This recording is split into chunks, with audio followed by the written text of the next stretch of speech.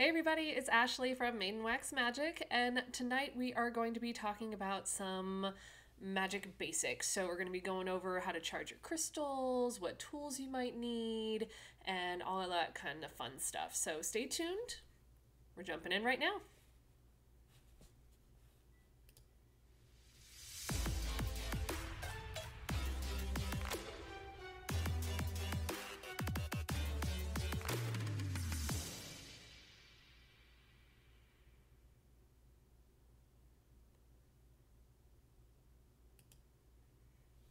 All right, so let's get right into it. The first thing I'm going to cover is some of your basic tools that you're going to need. There's not a lot of them, and you don't have to have everything. Like, I can't stress that enough. You really don't have to have absolutely everything that I'm going to list off here, or you could have more. You know, it's really up to you. So basically, give me one second. Let me trial and error here. First live stream. All right.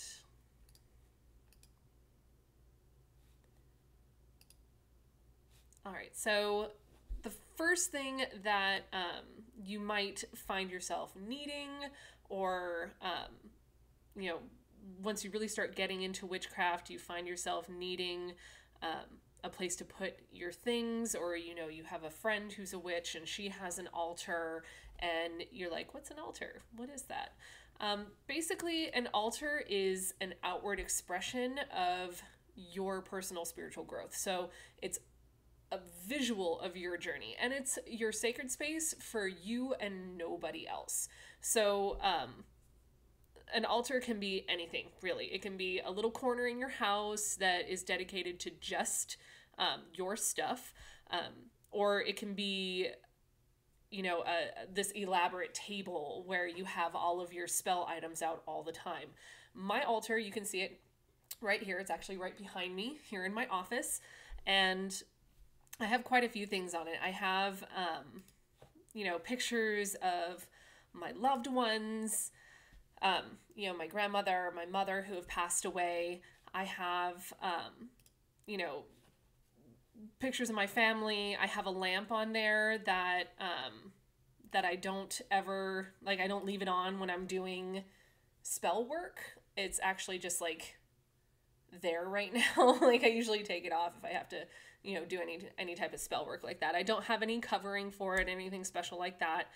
It's just really just a basic table where I put stuff that's important to me. So you can have something that's very similar, something that just kind of looks like an entryway table to, a lay person or a muggle that comes in.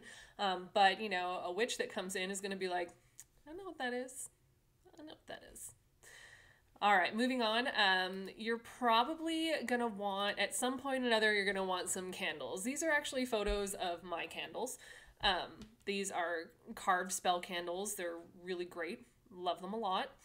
I usually have about 3 or 4 candles on my altar at all times. I don't have any on there right now because my cat knocked 2 of them over. He's sitting right there. Yeah, he's sitting just off camera. He's a jerk. So he knocked them off, so I moved them for right now. But, they're about yay big. So, I mean, they're pretty big. I have candles of all different sizes. I have these little guys too. I always have charm candles ready to go. Like this. It's fantastic. Yeah. Little tiny charm candles. These are really good for quick spells. So if you're just doing like a quick little ritual, quick little spell, these are great. You can get them on Amazon. You can get them at your local occult shop. You can get them a ton of different places. All right, so moving on from there, another thing that I have on my altar is an offering bowl. So this is actually the exact offering bowl that I have. I got it as a gift, which I will talk about why in just a minute. But I got it as a gift from a friend, and it is very small. It can fit in the palm of my hand, very tiny. But this is where you would put your offerings to the goddess or the god or whatever deity that you worship. So It's not 100% necessary to have an offering bowl. I like to burn incense in mine. I like to put crystals in mine. There's a lot of different things you can do with an offering bowl that, you know, sometimes you can just put potpourri in it and it smells nice.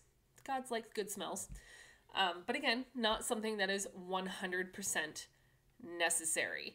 The next thing we're going to talk about is our statues. So statues are 100% not necessary because worshiping a god or goddess is not necessary. So you don't have to have these things on your altar at all.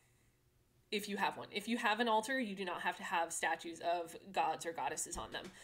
Lots of witches like to have a representation of their chosen deity on their altar, and that's totally fine too. So if you have already chosen a god or goddess, or you know, there's a certain deity that you feel really, really connected to, you can absolutely put a statue of them on your altar.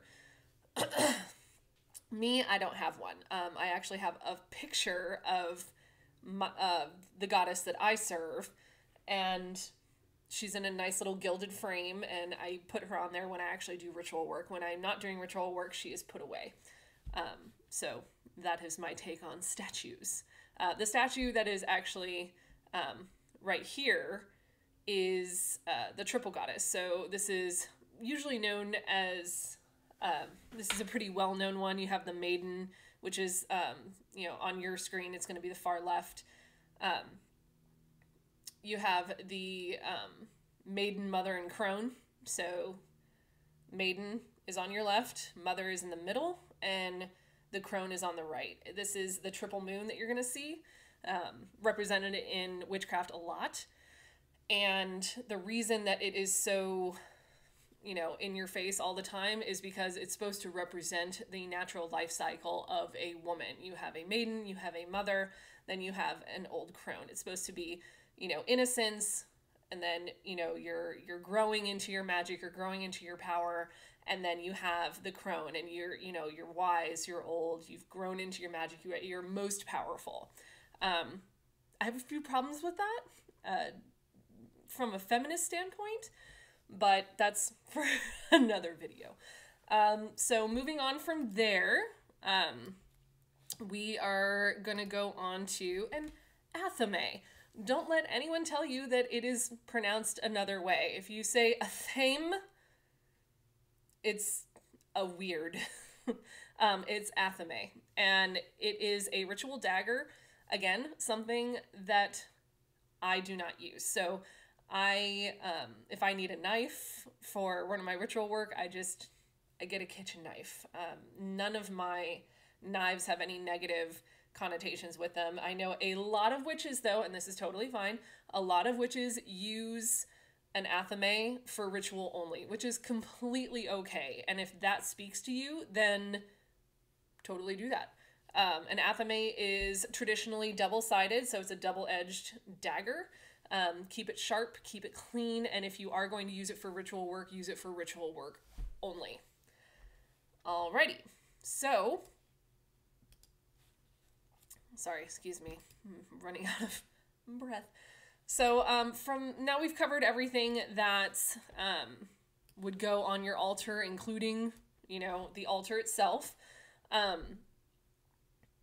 I really can't emphasize enough that you should not be planning on going out and buying everything brand new. You really, really should stick to the idea that everything should be found, made, gifted, or, you know, in some other way come into your life without you purchasing it. The reason I like to say this, and the reason a lot of witches like to drive this point home, is that if you're going to go out and you're going to, you know, purchase an IKEA altar with everything you need, it's going to have the energy of the place that you went to purchase it. So do you want your altar to have the energy and the feeling of, you know, a nice calm trail that you went hiking on, or do you want it to have, you know, the energy from aisle 6 at Target? It's excuse me, It is, kind of common sense in that case. So because it is supposed to be an outward representation of your own spiritual journey and how far you've come, it is okay for it to be sparse. It is okay for you not to have a ton of stuff on there. Once you start building your altar, and when you start, and even if it's not out all the time, once you start building that space and setting it out, when you practice your faith and you practice your rituals, you're going to see that these things are going to start to come to you. They're just going to show up. Once I started building my altar for real, I already had a ton of stuff from my mom and my grandmother. And so I didn't need a ton of things. I already had things that were super important to me, but I was missing a few. I was missing a few things that I felt that I needed. And within 2 or 3 months of me setting up my altar and being like, okay, this is going to be my altar, they just kind of were gifted to me, or I found them. It was bizarre. So, I mean, I shouldn't say bizarre. It was like magic. So don't go out and buy everything brand new. If you are a brand new witch, that is totally fine. You're not alone in this, and you don't want to go out and just buy everything and make it look like you've been doing this forever, because that wouldn't be true to who you are. So don't worry. It's all right. Crystals. We are going to talk about cleansing some crystals. This is a question that I actually get asked a lot, like a ton. And, people are like, oh, I got these crystals from a friend, or I got them from, the store, or I was just drawn to it, or I found it, or whatever. How do I clean it? How do I get rid of the negative energy, if there is any? How do I charge it so that, it does what I want it to do? That's a really great question, and it's actually really, really easy. So the simplest way that I have found to cleanse a crystal, to remove all energy from it, is to do a saltwater cleansing. So not all crystals are okay with this. I would it's worth a Google. Do a quick Google and find out which crystals are okay in salt water and which are not. Lots of your big robust crystals like clear quartz and stuff like that, they're going to be fine in salt water. So what you want to do is you want to get some salt water. Make sure that it is, it can be cooking salt, it can be sea salt. I prefer sea salt. It's a little bit more of the earth as opposed to regular old cooking house salt. But you're going to want a glass or wooden bowl. It cannot be metal. Don't use metal.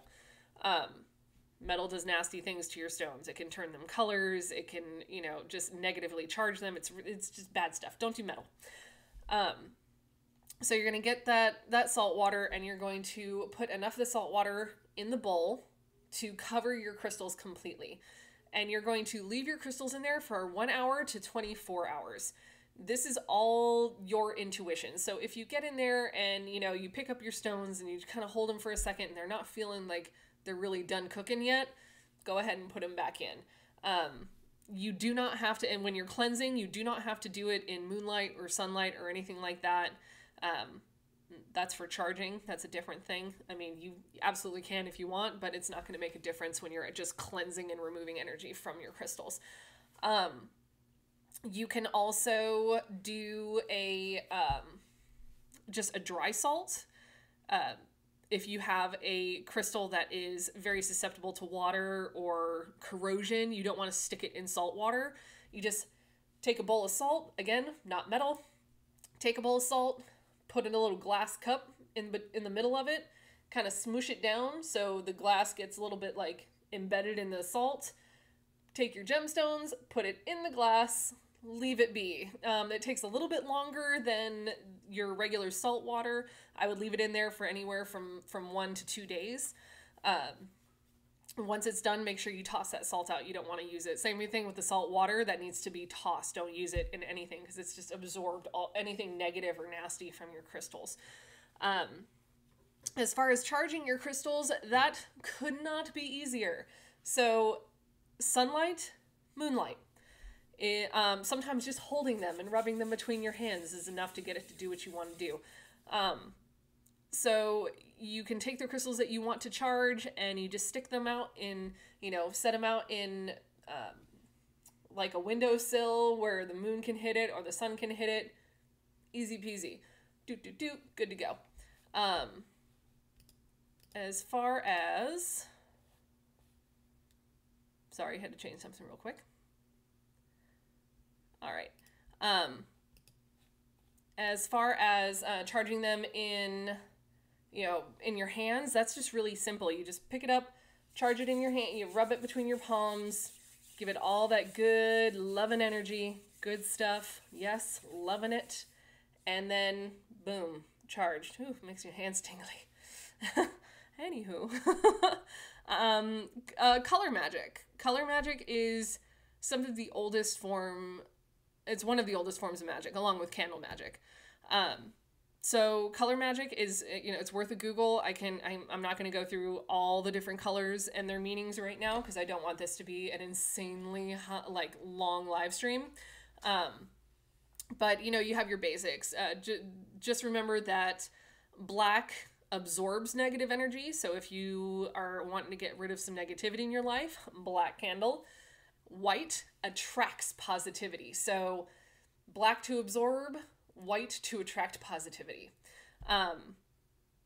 Blue is a good candle for, friendship spells, peace spells, tranquility spells.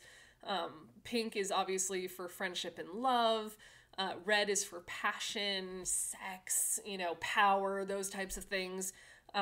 Purple is great for psychic spells, or if you're trying to commune with the dead, that's a really good one to use. Again, black candles can be used for that too.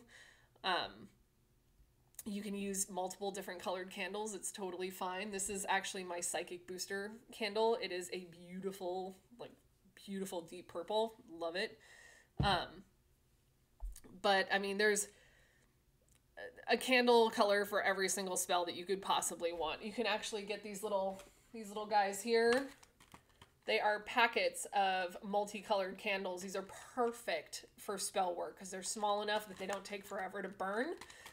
If you're just having a quick spell that you're wanting to go through, these guys right here. They are awesome.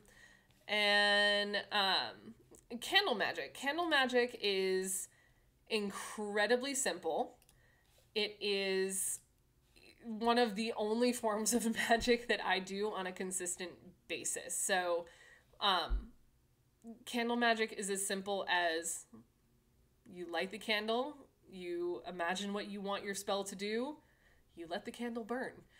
It's really that easy. So, I mean, everyone has done candle magic at some point in their life that has celebrated a birthday with cakes on it, with candles on their cake. So, everybody's singing happy birthday and, the cake is brought out and the little kid's like, cake. And, the candles are on it and they go, make a wish. And so you make a wish and and they blow out the candle. They are doing candle magic. And there is a reason why birthdays were seen as evil for so long by the Christian church, is because, the idea of birthday cakes and candles and making a wish is very, very pagan. So if you have ever done that, congratulations, you did some candle magic. Of course, it's not, making a wish on a birthday cake isn't going to be strong enough to really do anything because you're not really focusing your energy. But basic candle magic is very, very simple. So say you went to my store and you bought one of my candles. I include instructions with my candles anyway, but just to gloss over what everyone would need to do. So you get the candle, you take it out and, it's beautiful. Yay, thank you. You set it up on a plate or on your altar on something that is, fireproof. You don't want it to drip, even though they don't drip very often. You don't want it to spill over and start a fire or anything like that. So what you want to do is you really want to hold your candle. You want to hold it and you want to imagine what this candle is supposed to do for you. You want to let it know what its job is. Otherwise, it's not going to have anywhere to throw its power. I like to say that I make the tools, you guys work the magic. So the candle is just a conduit and it needs somewhere to focus that energy to. So if you bought, I'm sorry, my allergies. So if you bought a prosperity candle, or if you are doing a prosperity spell, you want to tell that candle that, exactly what kind of prosperity you're trying to achieve. Are you trying to earn a certain amount of money? Are you trying to get a promotion at work? Or, what is your actual goal? Let your candle know that that is what you're trying to do. So once you have that good, and you've rolled that candle around in your hands and it feels good, set it down, light the candle, and you want to let it burn for as long as possible. Now, my candles are huge. They are 3 by 6 inches. They're big candles. They have something ridiculous, like 60 to 70 hour burn time. I do that on purpose because these are supposed to be used over multiple days. I have witch clients that have used them for months, just lighting it when they need an extra little boost to their spell. So just let it burn for as long as possible. There's really nothing else to it. When you've let it burn for as long as you can for the day, you be sure to thank it and say, hey, thank you for working my magic, and, thank the candle for its work, and snuff it out. Try not to blow it just because it's a fire hazard. You can get little candle snuffers on Amazon for next to nothing. But, if you have to blow it out, it's not going to hurt your spell any. So you can get all of those amazing candles and, little chime candles and everything like that at my shop at maidenwaxmagic.com. So go ahead and give it a look, if you have time. As far as everything else, I was going to open it up to questions, but it looks like there is nobody here. So that's going to be it for this evening, and I will see you guys probably next week for another live stream. Thank you for hanging with me through the thick and the thin on my first live stream here on YouTube, and I will see you guys next week. Bye-bye.